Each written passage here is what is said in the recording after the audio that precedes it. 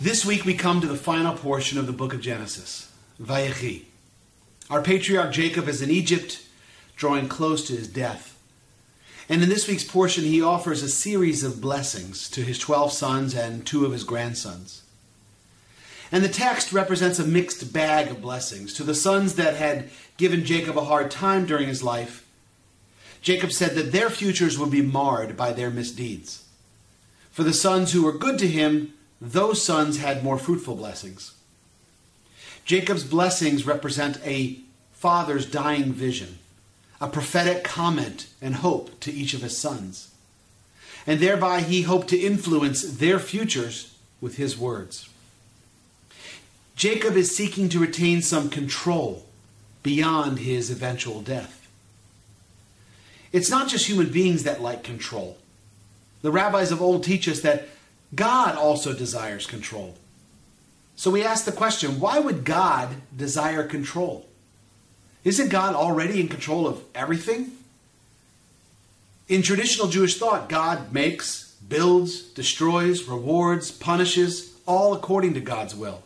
So why would the rabbis suggest that God seeks control?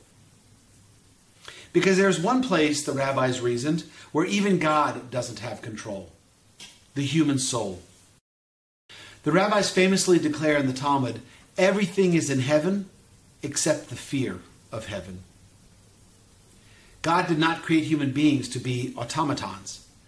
We are individual beings gifted with the faculty of free will. And even though God made human beings, God cannot make us offer thanks and praise. That is our choice. It's our decision. That's our sacred gift.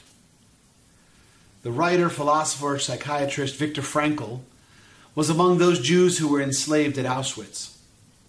During his 3 years there, Frankl paid close attention to how human beings reacted to the most horrid acts of human cruelty known to modern man. His observation became the basis for his book called Man's Search for Meaning. In one moving passage, he wrote, "We who lived in concentration camps can remember the men who walked through the huts, comforting others, giving away their last piece of bread. They may have been few in number, but they offer sufficient proof," he wrote, "that everything can be taken from man but one thing, the last of human freedoms, to choose one's attitude in any given set of circumstances, to choose one's own way." Even in the depths of Auschwitz, where human freedom was obliterated, people still had the ability to choose how they would respond. That ability to choose is part of the human constitution that can never be taken away. And so we return to our dying patriarch Jacob, who bestowed blessings on his sons as a means of identifying their future paths, as a means of exercising some control over their fates. And this is where we learn a valuable lesson, that even though Jacob is trying to influence his sons' futures, it's still up to them to choose righteousness over evil, to choose mitzvah over apathy. Jacob may have laid out his sons' futures, but he could never truly control their decisions. He may have had a lasting influence, but not total control. Because this is how all human beings operate. We are products of our past experiences, decisions, relationships, but we are not beholden to them. We thank Jacob for blessing his sons, but we also acknowledge that his desires, like God's desires, only go so far. We have to understand that human beings possess self-authority, and no one, not even God, can determine their path. So we rely on trust. Jacob must trust that his sons will be men of integrity and bring honor to themselves.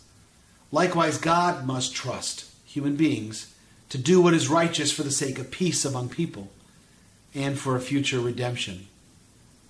May we learn from Jacob the lesson of trust over control. Let us guide our lives on this principle, that we are magnificent creatures of choice, and may we always choose righteously. Now go out and be Torah.